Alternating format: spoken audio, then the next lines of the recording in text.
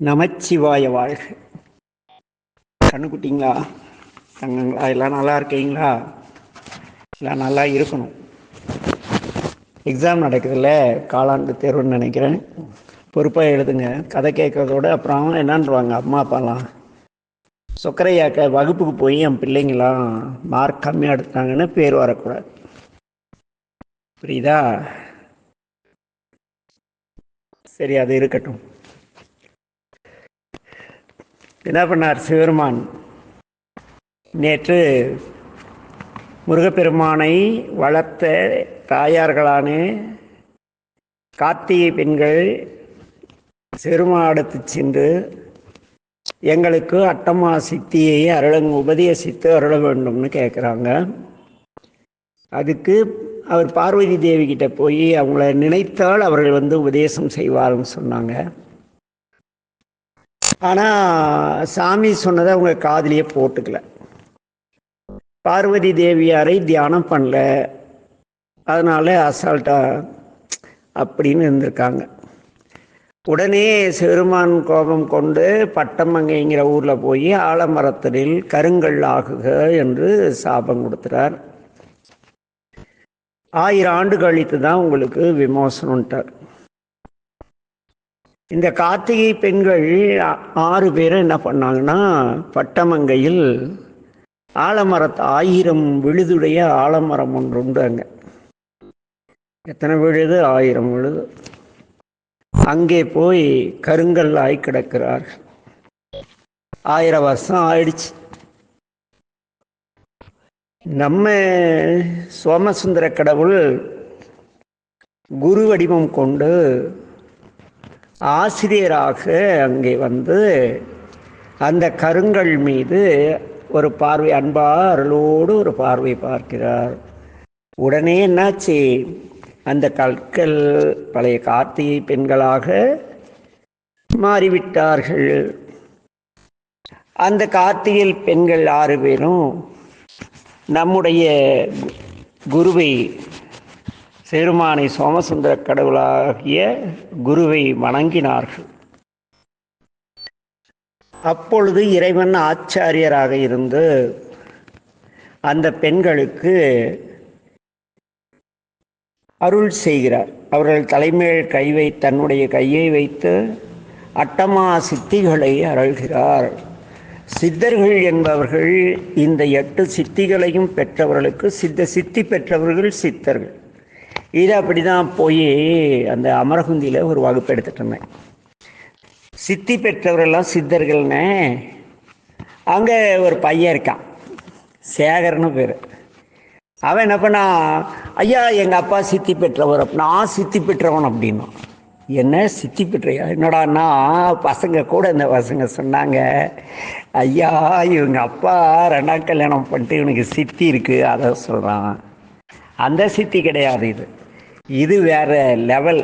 என்ன அது என்னன்னு சொல்கிறேன். இந்த 6 பேருக்கும் அந்த சித்திகளை அருளினார்கள். அந்த 8 பெரிய அஷ்டம்னா 8 விதமான பெரிய சித்திகள் என்று பெயர். அது அனிமா, மகிமா, லஹிமா, கரிமா, பிராப்தி, பிராகாமியம், ஈசத்துவம், வசித்துவம்னு 8 விதமான சித்திகளை நம்முடைய சிவபெருமான் சொக்கநாதர் அந்த கார்த்திகை பெண்களுக்கு உபதேசம் செய்கிறார். சரி, அது என்ன அனிமா, அது என்ன அனிமா? அனிமாங்கிறது தன்னை மிக சிறுமையாகி மிக நுண்ணிய உயிர்கள் தோறும் சென்று அங்கு தங்கும் தன்மைக்கு அகிமானு பேர். இப்போ சிவபெருமான் இருக்காருன்னா அவர் சின்ன எறும்புக்குள்ளே கூட சாமி இருக்கார். திருநாவுக்கரசடிகள் இருநில் நாய் தீயாகி பாடல்ல சொல்லுவார். அந்த எறும்புக்குள்ளே போய் சாமி, அவ்வளோ பெரிய சாமி இருக்கார் இல்லையா, அதுக்கு அனிமான்னு பேர். அதாவது நம்மளை மிக சின்ன உருவத்துக்கு மாற்றிக்கிறது. 2வது மகிமா அப்படிங்கிறது. இது என்னன்னா 36 தத்துவங்கள் இருக்குது. அதெல்லாம் நீங்கள் பெரிய பிள்ளைங்களாகிறப்ப படிக்கலாம். அதில் 36 தத்துவங்கள் முதல் எங்கும் நீங்காது நிறைந்திருக்கும் பெருமை. எல்லா இடத்துலையும் இருப்பாங்க. மேட்டூர்லேருந்து உங்ககிட்ட வகுப்பு எடுத்துகிட்டு பாரு சுக்கர அட்டமா அந்த மகிமா பெற்றுனா என்ன பண்ணுவார், இங்கேருந்து போய் மதுரையில் வகுப்பு எடுப்பார் ஒரே நேரத்தில். இங்கே மதுரையில் அப்புறம் விழுப்புரத்தில் எல்லா ஊர்லேயும் வகுப்பு எடுப்பார் சொக்கர். என்ன அந்த நிலைக்கும் மகிமான்னு பேர். எல்லா இடத்திலும் நீக்கமர நிறைந்து அருள் செய்கிற பெருமை. அடுத்தது லகிமா. லகிமாங்கிறது என்னன்னா, ஒரு பெரிய மலை இருக்குன்னு வச்சுக்கவே, ஒரு கல் ஒரு பெரிய அரிசி மூட்டை இருக்குன்னு வச்சுக்கோ, உங்களுக்கு புரிகிற மாதிரி. அதை அப்படிப்பட்ட ஒரு யோகி இருக்காருன்னு வச்சுக்கவே, 100 கிலோ வெயிட்டில், அவரை லேசான ஒரு பொம்மை மாதிரி தூக்கி சலனம் இல்லாமல் இருப்பது. மேருமலையின் பாரம் போல கனத்திருக்கும் யோகியை, ஒரு சிறிய அப்படி கெத்தாக இருக்கிறவங்கள அடுத்தவங்க எடுத்தால் அது சும்மா சின்ன போல சுமை இல்லாமல் சலனமற்று இருக்கிறது. அதான் அந்த யோகிகள் காற்றுல பறக்கலாம், உடம்பு அப்படி இலகச் செய்து அது கடந்து போகுது. அப்புறம் தெரிஞ்சுங்க பெரிய பிள்ளைங்க. அடுத்தது கரிமா. இது என்னன்னா, என்ன ஒல்லிக்கு சாற்றுகிற ஒரு யோகியை எடுத்து ஒல்லியா குண்டா இருக்கிற ஒரு மனுஷனை தூக்குனா அந்த மனுஷன் வெயிட் இல்லாத போகிறது, எடைய ஈஸியாக பந்து தூக்குற மாதிரி தூக்குறதுக்கு லகிமான்னு பேர். அதே என்ன மாதிரி ஒல்லி குச்சா இருக்கிற ஒருத்தனை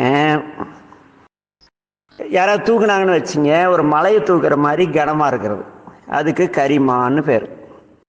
அடுத்தது பிராப்தி. 5வது என்ன, பிராப்தி. இது எப்படின்னா, பாதாளத்துக்குள்ளே போய் இருக்கிற புழு பூச்சி மரட்டை எல்லாத்தையும் பார்த்துட்டு வரலாம். அப்படி இருக்குல்ல. ஆமாம், குறும்பு பண்ணி நம்ம பாவம் நிறைய எல்லாருக்கும் ஒரு பூச்சி புழு உடக்கான்லாம் அடிச்சிட்டு இருந்தாடா கோபி, நீ அடுத்த பிறவியில் உடக்கான பிறப்ப. அப்புறம் புழுவை மிதிச்சுன்னா நீ மண்ணுக்குள்ளே புழுவாக பிறப்ப. உனக்கு கோபின்னு தெரியும், ஆனால் நீ என்ன பண்ணுவ, புழு கூட நெளிஞ்சிட்ருப்ப. அப்படி பூமிக்குள்ளே இருக்கிற உலகத்துக்கும் போக முடியும், ஆகாயத்தில் இருக்கிற உலகத்துக்கும் போக முடியும், இந்த பூமியிலையும் இருக்க முடியும். இந்த 3 உலகத்துக்கும் போக வர இருக்கிற ஆற்றலுக்கு பிராப்தின்னு பேர். அடுத்தது 6வது பிராகாமியம். இது எப்படின்னா, வேறு உடம்புக்குள் புகுந்து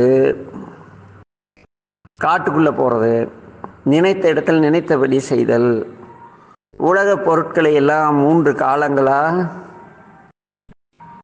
செய்கிறது, வானுலக பொருட்கள் எல்லாம் தம் உள்ள வெளிச்சத்தால் ஒளிவிடச் செய்தல், இப்படி எல்லாம் அதுக்கு தெரிஞ்சிருக்கும். பிராகாமியம்ஸ்னால் உனக்கு எல்லாமே தெரியும், நீ சூப்பர் மோஸ்ட்டு அறிவு ஜீவி.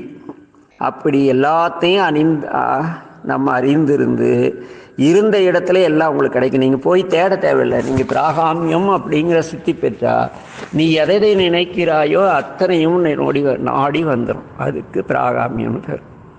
அடுத்தது ஈசத்துவம். அது என்னன்னா, சிவபெருமானை போல படைத்தல், காத்தல், அழித்தல் என்னும் 3 தொழில்களையும் செய்து 9 கிரகங்களையும் நம்ம சொல்கிறபடி கேட்க வைக்கலாம்.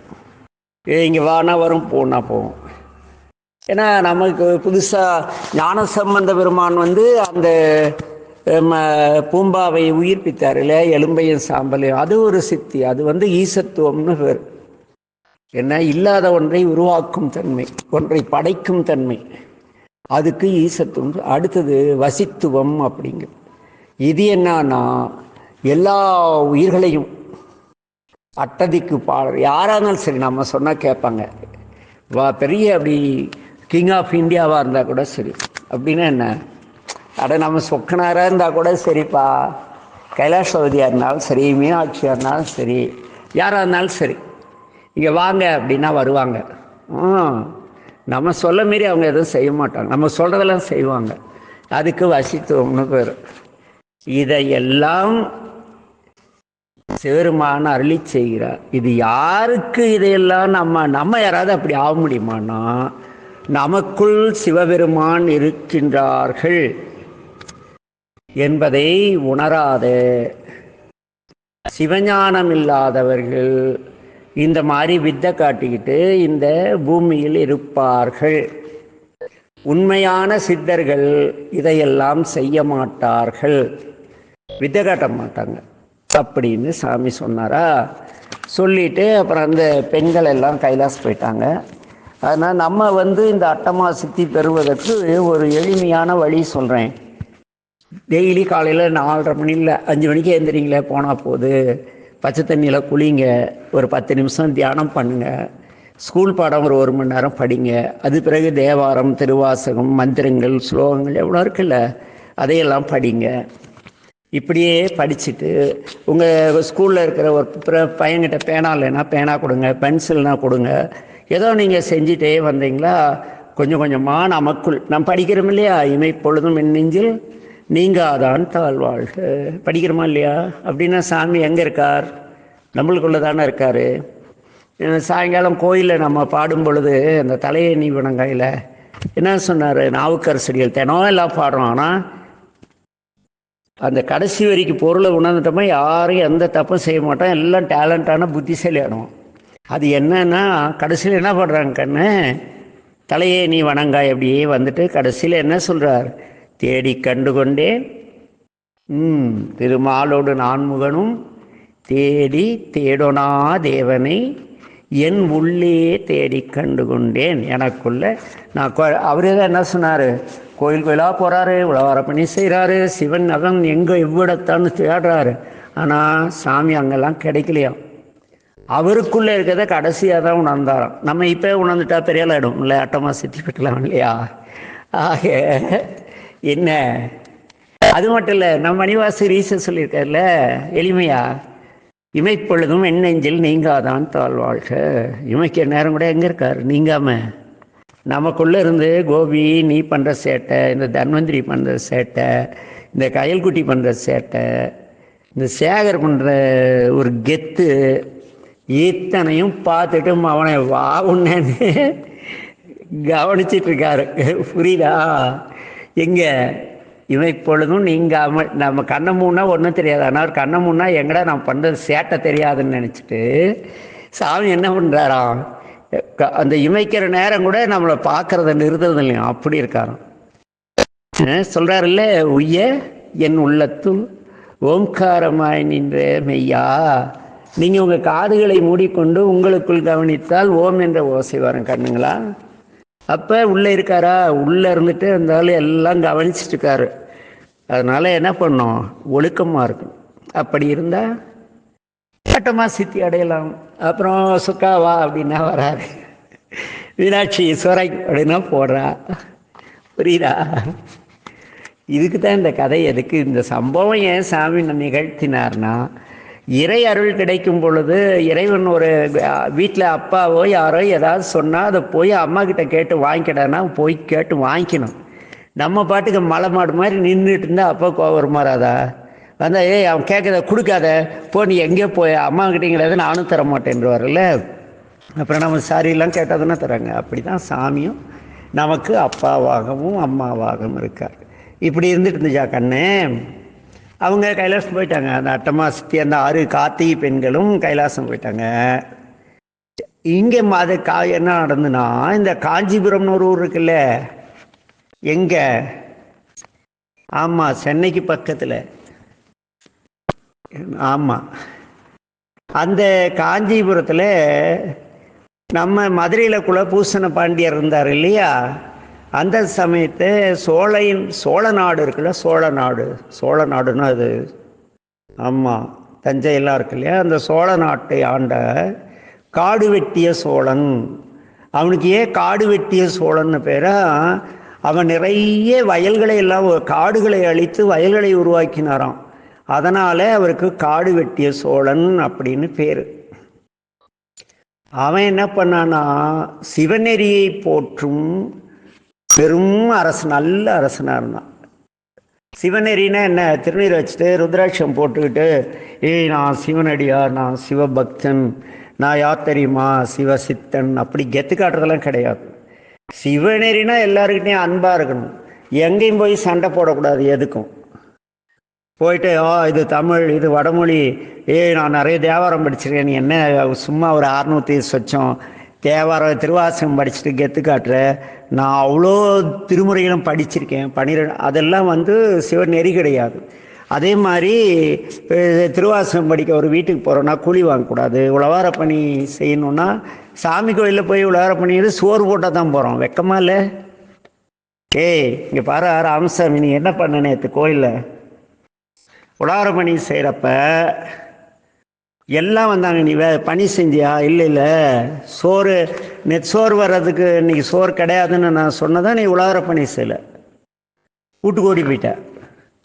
அப்போ உழவார பணி செய்யணும்னா சோறு போட்டு இருக்கிற இடம் கொடுத்தா தான் வருவேன்னா நீ என்ன அடியார், நீ என்ன சிவபக்தன், என்ன சிவநெறி நிற்கிற? கோயிலில் லைட் எரியுது, எங்கள் ஊரில் ஒரு சிவனடியாக இருக்கார், கோயிலை அப்படியே நிமித்திட்டு வருவார், நெஞ்சு நிமித்திட்டு அப்படியே மிலிட்ரிக்கு வர்ற மாதிரி கோயிலுக்குள்ளே வர்றார்.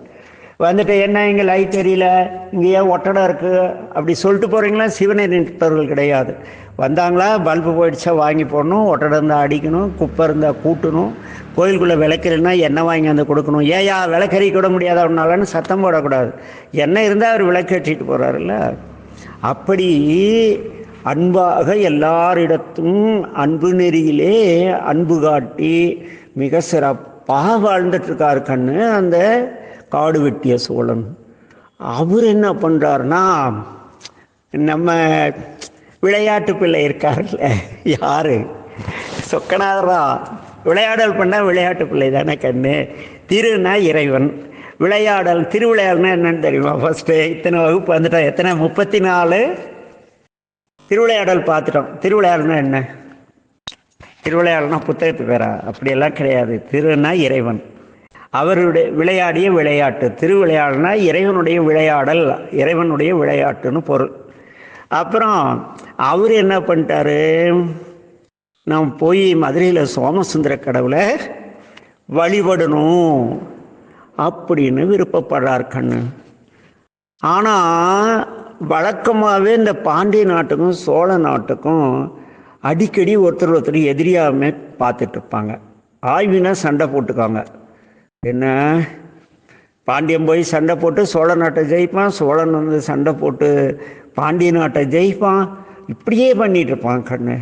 அதனால் இவர் என்ன பண்ணார்னா, யார் நம்ம காடு வெட்டிய சோழன் அந்த சிவபக்தர் என்ன பண்ணார்னா, போய் இறைவன்கிட்ட என்ன, அவங்க ஊர்லேயும் கோயில் இருக்குமில்ல, காஞ்சிபுரத்தில் ஏகம்பநாதர் இருக்கார் இல்லையா, ஏகம்பநாதர், அவர்கிட்ட போய், சாமி இறைவா, பாண்டியனும் நாங்களும் பகைமை பாராட்டுறதுனால மதுரையில் உங்களை வழிபட எனக்கு தகுதி இல்லாமல் போயிற்றே இறைவா, நான் எப்படி மதுரையில் உங்களை காண்பேன் அப்படின்னு ரொம்ப சோகமா கண்ணீர் விட்டு அப்படியே அழுகுறார் மனமுருகி. அன்னைக்கு அழுதுட்டு வீட்டில் படுத்து தூங்கிட்டார் கண்ணு. அன்றைக்கு ராத்திரி அந்த சித்தர் இருந்தார்ல, யாரு, எல்லாமல்ல சித்தர், அங்கே அப்படி வித்தையெல்லாம் காட்டிட்டு இருந்தார்ல, என்ன எல்லாமல்ல சித்தராக வந்தார்ல, அவர் இந்த சோழனுடைய கனவில் தோன்றி, என்பால் அன்புடையவனே, நீ உன்னுடைய உருவத்தை மாறி தனியாக வா, எப்படி நீ அரசனை போல வராத, மாறுவேடத்தில் தனியாக மதுரைக்கு செல் அப்படிங்கிறார். இறைவனுடைய சித்தருடைய கட்டளைப்படி சோழ மன்னன் தனியாக அவங்க நாட்டை விட்டு வந்துட்டு குதிரையை கொண்டாந்து எங்கேயோ ஒரு பக்கம் விட்டுட்டு வைகை கரையில் வந்துட்டான். அந்த நேரத்தில் என்ன ஆயிடுச்சுன்னா, வைகையில் சரியான வெள்ளம் கண்ணு. நம்ம மேட்டூரில் மழை பெஞ்சா அந்த 16 டேம் அப்படி பிச்சுக்கிட்டு போவோம்ல தண்ணி, அவ்வளோ தண்ணி, கடுமையான வெள்ளம் பெருக்கெடுத்து ஓடுது. என்ன பண்ணுவோம் சொல்லு? இப்போ ஆட்டம் வைகை பாலமாக இருந்தது, அப்போ பாலம்லாம் கிடையாதுரா தங்கம். அவர் என்ன பண்ணார், பெருமானி தங்கள் ஆணைப்படி நான் மதுரை வந்து விட்டேன். ஆனால் இந்த வைகை கரை புரண்டு ஓடுகிறது. நான் எவ்வாறு வந்து உங்களை தரிசிப்பேன் அப்படின்ட்டு என்ன பண்றார் கண்ணு. உள்ளம் கலங்கி அப்படியே அவர் கண்ணில் அப்படியே நீர் தோன்றுது, நீர் திவளைகள் அப்படியே நிற்கிறாரு. அப்ப அப்ப என்ன தெரியலையே, பார்த்துட்டு வந்து நாளைக்கு சொல்கிறேன். ஏன்னா வந்து நிற்கிறாரு, நான் போய் அவரை பார்த்தா தானே என்ன நடந்துன்னு சொல்ல முடியும். நாளைக்கு பார்ப்போமா. நமச்சிவாய வாழ்க. கண்ணுகளா, இன்னைக்கு எவனாவது லகிமா கரிமான்ட்டு தெரியாமல் ஒழுங்காக பாடத்தை பிடிச்சி தேர்வோட வெற்றி வருங்க. கார்த்திகை பெண்களோட போல ஆசிரியர் சொல்வதை அல்லது அப்பா சொல்வதை கேட்காம தண்டனைக்கு உள்ளாகாதீங்க. ஒழுக்கமாக இருங்க. நமச்சிவாய வாழ்க கண்ணு. நாளைக்கு பார்க்கலாமா. நான் போய் அந்த காடு வெட்டிய சோழனுங்க அங்கே வையாத்த கரையில் நின்று அழுதுட்டு இருக்காரு, என்னன்னு கேட்குறேன். வச்சுட்டா நல்லா இருங்கடா கண்ணு. நமச்சிவாய வாழ்க.